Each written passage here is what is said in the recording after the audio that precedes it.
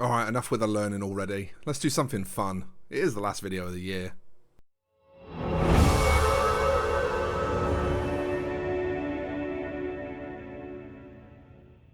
You know, I said this was the last video of the year there, but actually there might be one more that makes it in front of it, which could mean that this is actually the first video of next year. In either event, I think it makes sense. I wanted to take a break from doing tutorial-based stuff and just do something that was a bit more fun. I'd considered doing a year in review video, but I think, you know, they're a little bit long-winded and I've been trying to keep my videos a bit shorter recently. So instead, what I've decided to do is have a little chat with you about my top 5 miniatures that I've painted this year. And I don't think that necessarily means the best 5, but my favourite 5, and just a few words on why each of those is something that I really love and why it's important. A bit of a kind of roundup of some of the teaching philosophy on the channel over the course of the year, and also, you know, just a little snapshot of some of the cool things that I've painted. Right, first up I want to talk about this Ultramarine. So, the reason I even chose to include this in the list, I know it's quite a basic miniature and on the surface there's nothing special about it, but I felt like it really demonstrated a lot of the techniques that I've pushed into and personally improved on over the course of this year. So like one of the major things that I've really tried to get better at is concentrating on how I like to highlight miniatures. I actually produced a video about this recently. Getting that right kind of split between quality and time consumption for something that works well enough for my commission painting that I'm happy with the quality of it, but that also is quick enough that I feel like, you know, I'm offering pretty good value for money on those commissions. And I think this kind of shows a bit of a culmination of all of that. I like to increase depth using this kind of opposite shading method, where in the case of this blue ultramarine, I've actually used red as the shade tone. And it just offers even more contrast than a dark blue would, because it gives you something sort of visually a bit more interesting to make those shadows pop out at you. And then the highlighting method, again, it's just that combination of void blending the transitions, maybe reinforcing them with a little bit of glazing here and there. And that's, again, another way that I found that really speeds me up whilst giving me really good quality. Also chucked a little bit of freehand on there. This was actually a demonstration piece used for a lesson that I gave. So did chuck a little bit of freehand on there as a little bonus, and yeah, I just felt like this this really sort of summed up a lot of the things that I've worked hard on getting better at this year. And considering that it was only a fairly short ways into the year when I actually painted it, it was quite nice to sort of see how much progress I'd already made at that early part of the year. So so this one gets my number 5 slot. In my number 4 slot for my favourite things I painted this year is this Dark Apostle for my Word Bearers army. Again, a number of reasons. I think it shows development in areas that I've been keen to improve on. The main one being actually my very sort of finest end of fine brush control. So, you know, things like being able to pick out this tiny little scratch here, which you can barely even see, but if I put my super zoom on, you'll see not only was I able to pick it out, but I was also able to pick out a highlight underneath it. And it's so small that it can barely even be seen. So to be able to pick it out and then grab it again to get a highlight underneath it. Again, you know, some of the scratchy texture on the back of the cape here. The wet blending in the flames I was super proud of, you know, getting the intensity right, so that they were getting brighter in the correct direction. That's often a mistake that we see with painting flames, is that they often get brighter in the wrong direction. So it was sort of, you know, a good demonstration to me of a lot of the things that I'd learned, and a lot of the things that that were starting to pay off for the time that I was spending trying to improve at them. You know, there was also that little thing of I dared to be a bit different with the colour scheme as well, which was quite rewarding. I went for the ashen grey armour that the Word Bearers originally had prior to their changeover, and then accented it with the sort of scab red that they now have, which was, you know, just something a little bit different. So that's my number 4 slot, my Word Bearers Dark Apostle. Okay, my number 3 entry for my favourite miniatures that I've painted this year is the Biker Chaplain, funny enough. So this was This was actually gifted to me very kindly by a viewer. Thank you very much. You know who you are. I haven't asked your permission to shout you out at the time of recording this, so just to be on the safe side, I will say thank you very much, and you know who you are. But this was gifted to me by a viewer, and I really wanted to use this miniature as an opportunity to just take a bit more time than I normally do, just slow down a little bit. And kind of concentrate a little bit more on the thought process of painting the miniature. And it definitely yielded a number of rewards. So it doesn't necessarily mean that on the painting I was taking more time than I usually would. You can see I've used my somewhat signature at this point textural highlighting method to get the majority of the highlights in here. But everything was just a little bit more considered. You know, everything just had a little bit more thought into it. I think the blackening on the exhausts here was very successful. I like the way that ended up looking. Obviously, I think the turquoise stands out really, really nicely against all the golds. The golds themselves are nice and bright, which is always a bonus.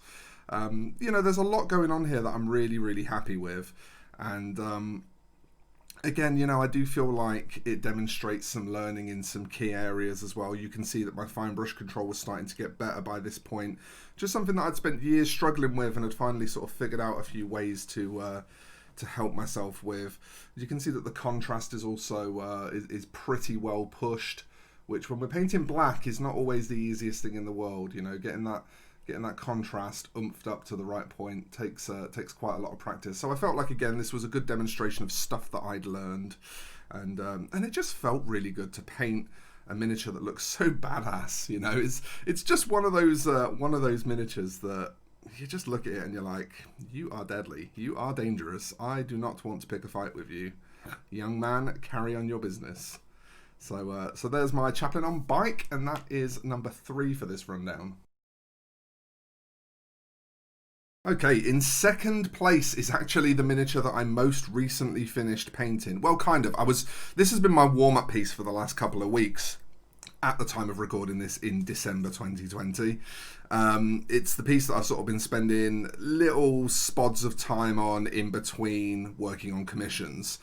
And I've been kind of, again, using this to push some of the things that I'm personally working on at the moment. So one of the big things that I'm working on at the moment is my contrast shading, which is something that we saw all the way back in that Ultramarine. The first one of this rundown is where you use either complementary or clashing colours in order to shade certain key areas to bring more pop to them.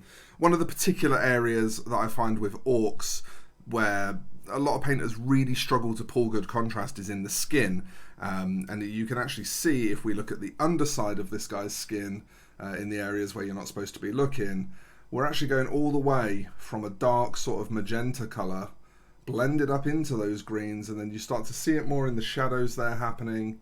You start to see the business kind of starting to occur, and you can see between the fingers there as well. And it was maybe the first time that I'd ever just sort of bravely leaned into this and just said, well, you know, this miniature is for me. It doesn't really matter if it's not perfect. It doesn't really matter if anything goes wrong with it. So let's just fully lean into this technique and see where it gets us. And it got me to a place I was really happy with. Do I think this is the best I could have possibly painted this miniature? Definitely not, no. Doing it as a warm-up piece makes it a little bit more difficult to sort of paint it at your best, because you're only allowed to kind of stab at it in little short goes here and there. But also, like, it doesn't necessarily need to be, right? If I have some more ideas for a war boss, I can always grab another war boss and take another run at it and try and do something better. But again, you know, there's lots of contrast present in all the important areas. The metallics are interesting. There's different contrasts of luster. You know, the metals are kind of medium reflective. The glossy blood is highly reflective. And then there's lots of matte areas. The purple workup is really nice. I love this yellow workup. You've seen me use this a million times on the channel this year. There's just a lot of stuff that I really, really like about my miniature painting style going on here. And that makes me kind of proud, you know, to be able to see something that takes a bunch of my ideas about what I like in miniature painting, rams them all together and gets a good result. That's you know, it's quite a rewarding feeling as somebody who tries to teach others and to help people with miniature painting. So that's my number 2, is my my Orc War Boss. That's something that I'm pretty darn proud of. Okay, number 1, my favourite thing I've painted this year might actually come as a surprise to a number of you, but it's this Tau Ghost Keel, and let me tell you why. Let me explain to you why this is my favourite. There's not often when I'm painting stuff just for me where I get an opportunity to say, okay, I just want to put a lot of effort into this. I really want to try super hard to make this a really great miniature. Because when I'm painting stuff for me, it's really hard to justify the amount of time investment that takes. I happened to acquire this at a time where I was a bit dead on commissions. I was just having a bit of a slow couple of weeks. Didn't have anything new coming on. I'd kind of done pretty much. I was way ahead on my backlog. You know, it was sort of got to the point where all but the last sort of few of my backlog were up to date. And so as a result, I had a bunch more time on my hands than I normally would, and I made the decision to just paint something for me and really try to really give it a lot of effort. So I did a bunch of stuff on this that is a bit time consuming, but in my opinion, really worth it. So we started off with just some really simple stuff, sprayed white, painted the skeleton black, and then undersprayed the whole miniature. If I actually hold the miniature at this angle to the camera, you can see it's got this underspray of thinned down black ink, which just makes the undersides of all of the armor plates grey, and then obviously the top down sections are white, and so you get this really nice contrast of grey versus white that sort of modulates all of these panels for you in a really quick and easy way. So that was really simple and straightforward. Then picking out all the gold, that's a little bit slower. Texturally highlighting all of this black, that was when we started to actually commit to some more time consuming stuff. Just because there's so much of it, and in the end I ended up doing about sort of 5 phases of textural highlight to get up to the look that we had. And again, I'm also having to be really conscious of the contrast levels. So for example, we're all the way up to near white here, but you can see that we're sticking at kind of mid turquoise across here. So that sort of then started to slow me down.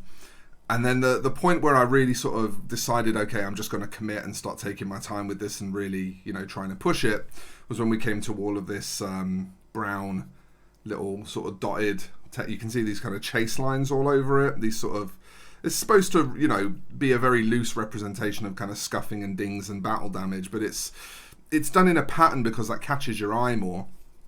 It draws your attention very deliberately. And there's a few areas where you could sort of tell I was getting a little bit tired, and it starts to get a bit shaky here and there, which is why I definitely don't think it's the best miniature I've painted this year. It's more why I class it as my favourite miniature I've painted this year. But, you know, persevering through the sort of odd areas where it started to get a little bit wobbly and started to get a little bit untidy, and then stepping back at the end and going, holy shit, that was worth the time. You know, and like even down to the base, like I just took a little bit more time with the base, was a bit more careful. I made these tiles out of plastic card, carved the divides between them, scored some sort of rough cracks into them and stuff like that.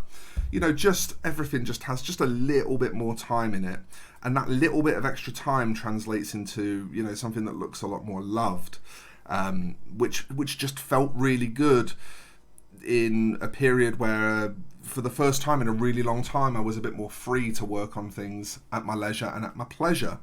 So so that is my favourite thing that I've painted this year, my Tau Ghost Keel.